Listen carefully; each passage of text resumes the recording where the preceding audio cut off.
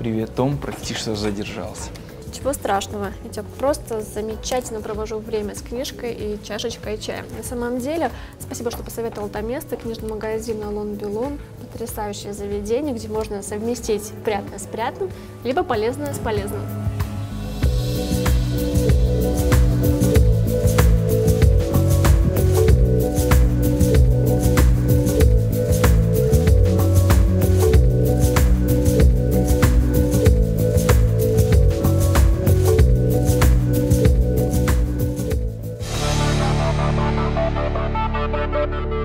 Ну что, Артем, рассказывай, как 2 недели-то прошли твои? Дни прошли отлично. Пока ты получала солнечные ванны, мы встречали лето, День защиты детей. Отчет об этом вы увидите прямо сейчас. Международный день детей, первый день лета и каникул. 3 детских повода для счастья выпали на 1 июня. Сахарная вата, аттракционы и мороженое стали поводом для бесчисленных улыбок. Родители отложили все свои дела, чтобы в этот праздник полностью посвятить себя детям. Сегодня в детском парке царит особая атмосфера мира, добра и счастья. Каждый аттракцион – новое приключение. Батуты и высокие надувные горки маленькие дети покоряли с большим мужеством. Сегодня День защиты детей. Этот праздник для того, чтобы дети чувствовали себя защищенными, что они нужны кому-то, и чтобы как бы их не забывали про детей. Этот праздник нужен, чтобы сделать детям праздник. Маме спасибо, что она меня сюда привела, и мы покатались на качелях.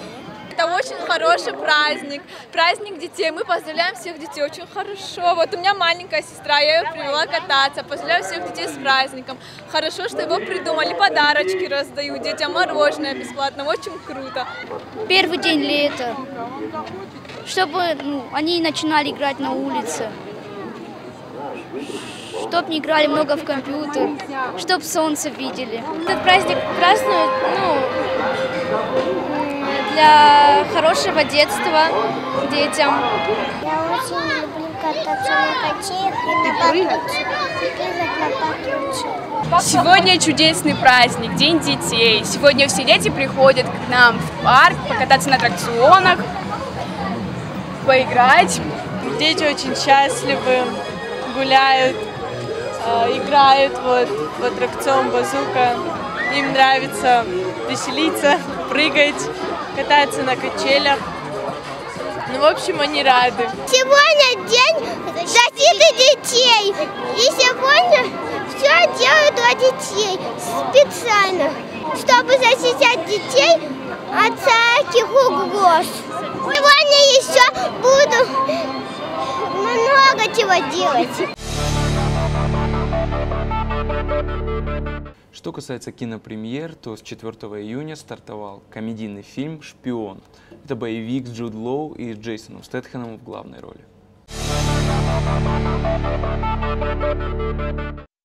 За очередную успешную операцию. Что бы я делал без тебя в моем ухе? Трое по твою душу. Давай в туннель.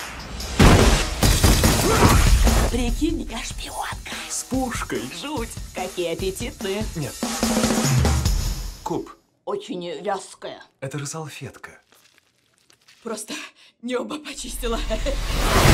Когда я пришла в ЦРУ, я думала, буду супершпионкой. Но я все та же серая мышь.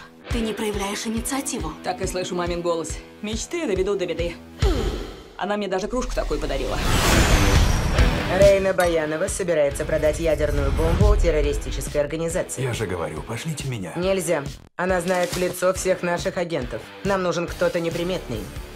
Я могу. Обойдемся без буфетчиц. Действуй. Ладно. Да, и кошек своих прихвати в помощь. У меня нет кошек.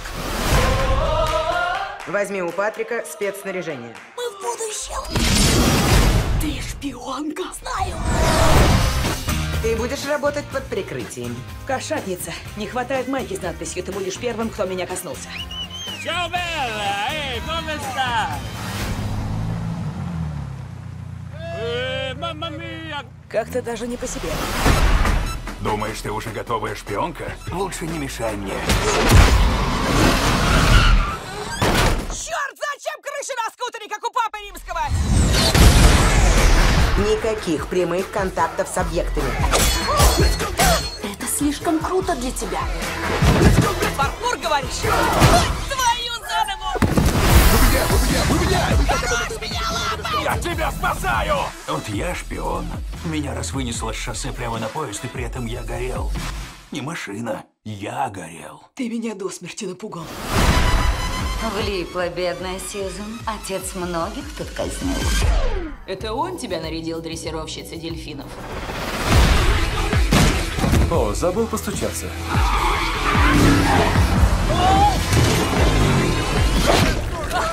На себя посмотрите!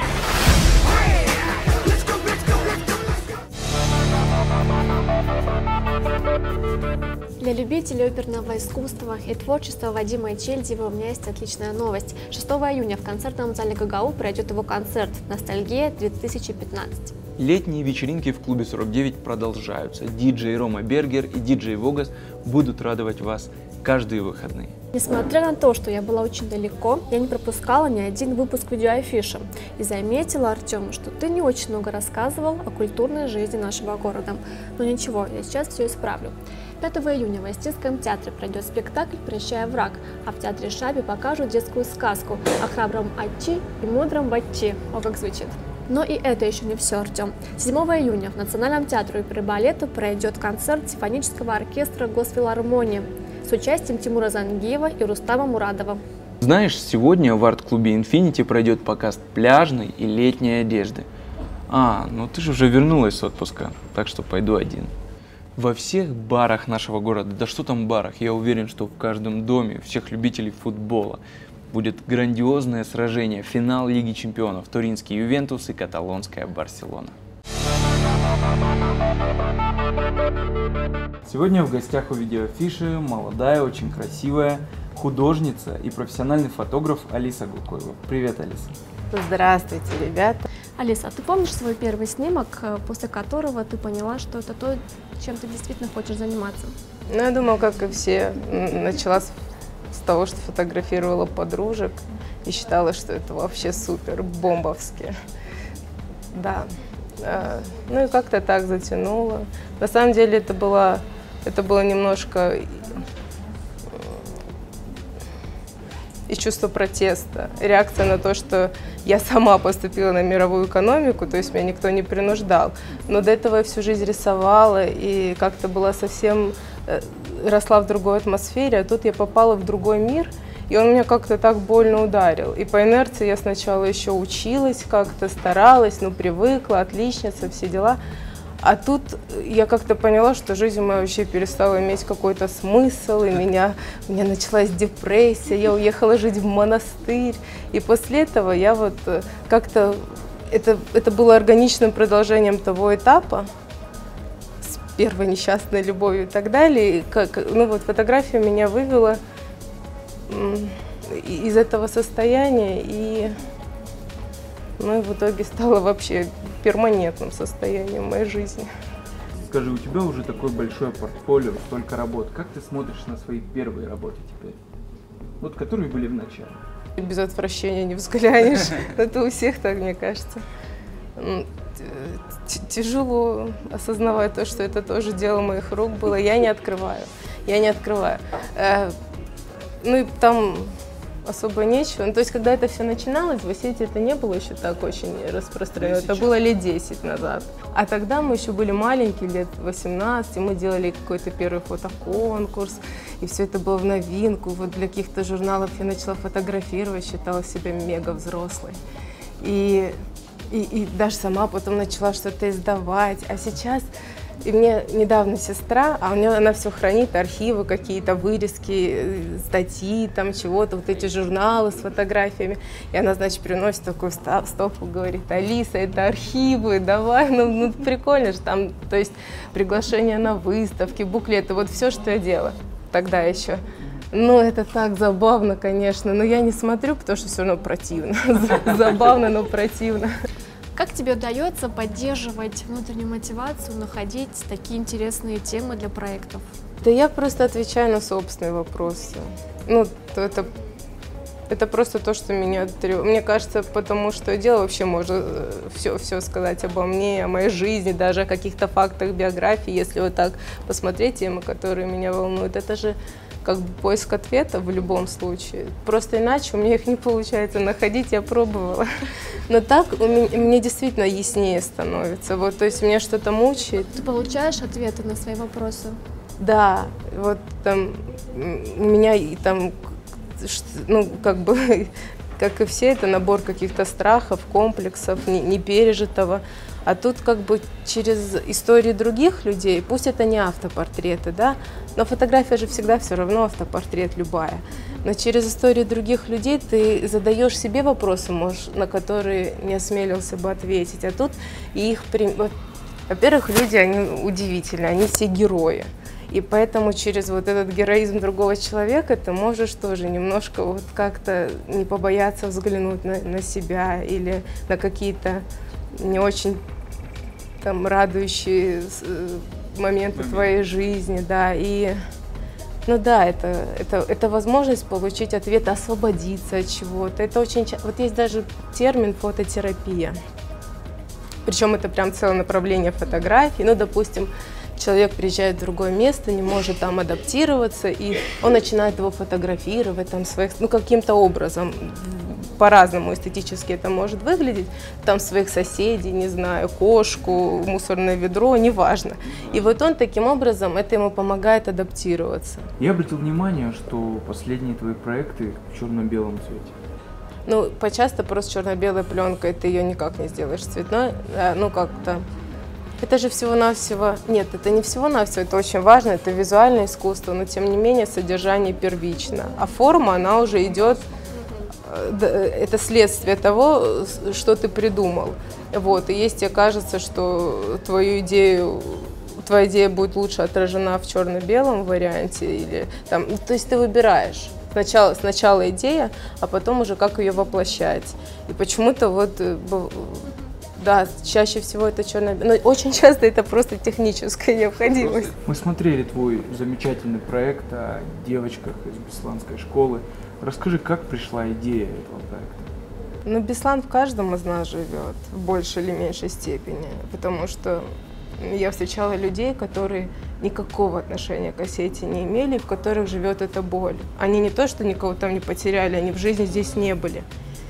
Потому что это настолько, вот у меня все мурашки, ну, беспрецедентный ад был, что эти люди устроили, конечно. И на протяжении этих 11 лет, ну, я подозреваю, как и многие, я и мысленно к этому возвращалась и периодически что-то просматривала. И, конечно, это во мне болит. Вот знаете, я никого там не потеряла, но я помню, я была на первом курсе, когда это случилось, то есть годом старше старшеклассников, да. И я помню, я после этого 2 года не плакала вообще. То есть до этого я была такой сентиментальной девушкой, рыдала над книгами и фильмами и все такое. А тут я вот увидела, что ну, то есть все, что было до, это показалось таким незначительным, фальшивкой, да, когда ты увидел вот это вот. И